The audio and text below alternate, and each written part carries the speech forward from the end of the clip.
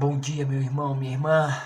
Uma ótima manhã para você, segunda-feira, dia 15/6, 7h10 da manhã. Um pouquinho frio, né? Não tão frio quanto ontem de manhã, mas aqui dentro de casa tá bem quentinho e a gente tá feliz nessa manhã de poder estar com você. O Espírito Santo ele vem ministrando no meu coração a necessidade da intercessão perante a sociedade. Eu queria iniciar essa nossa conversa dentro dessa perspectiva, né? O que era o ministério de Abraão, além de ser pai de todas as nações? Era um ministério de intercessão, de cuidado, um ministério de zelo. Queria trazer uma reflexão para mim e para você.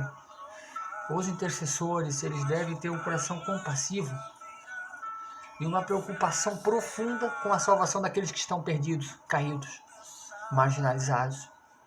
O que a gente vai ver Abraão fazendo? Abraão começa a interceder por aquelas pessoas. Abraão aqui não está discutindo com o Senhor no capítulo 18, a parte final do versículo 22 ao 30. Ele está dentro da intimidade e da liberdade que ele tem em Deus. Ele está querendo interceder para que o Senhor não venha destruir toda uma sociedade. Entenda, meus irmãos, a questão aqui que está sendo relacionada não é o tipo de pecado que as pessoas cometem. Apesar de alguns pecados eles terem uma consequência maior do que outros, mas fato é que o salário do pecado ele continuará sendo a morte. Ontem eu estava conversando com uma pessoa e a gente estava conversando, né, a diferença entre o pecado de nível individual, aquilo que prejudica somente a mim, aquilo que apodrece o templo do Espírito Santo, e um pecado coletivo que agride toda uma sociedade. E eu usei um exemplo claro de um supermercado. Mano Romo vai fazer compras, passa no caixa, a mulher, ela, na hora de me dar o troco, me dá o troco errado. Ela me deu mais dinheiro do que eu dei para ela. E aí o irmão Rômulo, cheio de perversidade em seu coração, em vez de naquele momento convergir aquela situação para aquilo que deveria ser feito, que é devolver aquilo que não é seu, ele se omite e sai. O irmão Rômulo ele prejudicou o mercado, mas como o mercado tem ganhos excessivos, aquele valor ele não vai ser sentido na hora. O irmão Rômulo prejudicou aquela mulher do caixa, porque a hora que ela fechar o caixa, ela vai ver que vai faltar uma quantidade que para ela sim é significativa e vai ser descontado do salário dela.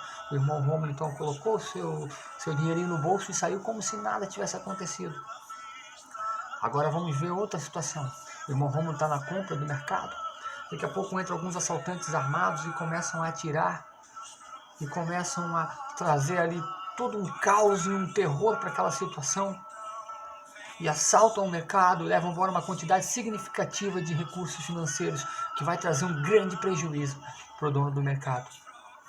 Mas dentro daquela ansiedade, os assaltantes atiraram num dos irmãos que estavam ali no caixa, e esse irmão caiu ferido e veio a falecer. Olha o prejuízo que aquele assalto trouxe. Não foi só prejuízo para o dono do mercado, agora também para aquela pessoa ali. E na fila, pagando, tinha uma mulher grávida que, com aquele susto, ela estourou a bolsa e ela teve o seu feto e ela perde o seu bebê. E tinha outra mulher cardíaca atrás que levou um susto e teve uma parada cardíaca que morreu. Então, o mesmo problema, que é o quê? Um furto, né? O mesmo problema gerou consequências diferentes. Porém, para o Senhor, eles têm a mesma profundidade, porque a intenção é a medida do Senhor. Quando Deus olha aqui então para Sodoma e Gomorra, a palavra Sodoma, né, sodomia, ela vem da conotação de práticas homossexuais. Existia ali então um povo que ele se transformou totalmente perverso em relação às práticas sexuais daquele povo, e aquilo estava sendo abominável aos olhos do Senhor. E o que o Senhor então ele vai fazer? Ele decide dar por fim naquela situação. Abraão então, um intercessor como ele, começa a falar: Senhor, se porventura tiver 50 ali, tu ainda julgarás? E o Senhor fala: não, se nós encontrarmos 50. E Abraão vai descendo, porque ele sabe que não tem 50 ali. Se tiver 40, não. E se tiver 30, não. E se tiver 10, não. Eu quero que você entenda, meu irmão, que lá tinha a família de Ló. Alguns capítulos atrás a gente percebeu que a família de Ló era tão numerosa e tão grande, Ló, sua casa, seus servos. Se a casa de Ló servisse ao Senhor, a cidade de Sodoma e Gomorra seria impactada e não seria destruída. Mas a gente percebe que a casa de Ló não serve ao Senhor. Seus servos não servem ao Senhor.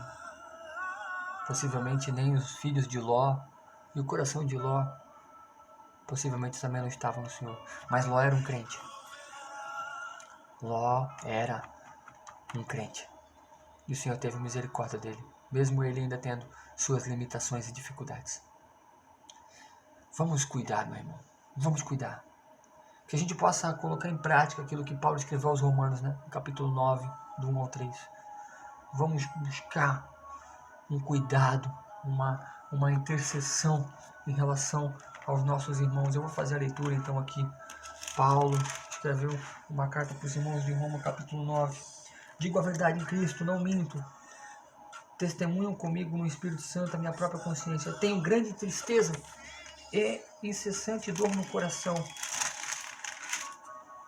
porque eu mesmo desejaria ter anatema, separado de Cristo por amor dos meus irmãos, meus compatriotas, segundo a carne. Que a misericórdia do Senhor invada o nosso coração e que a gente possa amar o nosso próximo, porque ele sofre, porque ele está ferido, porque ele está machucado, doenças emocionais, que tem ali traumas. Consequência disso tudo, uma vida de pecado.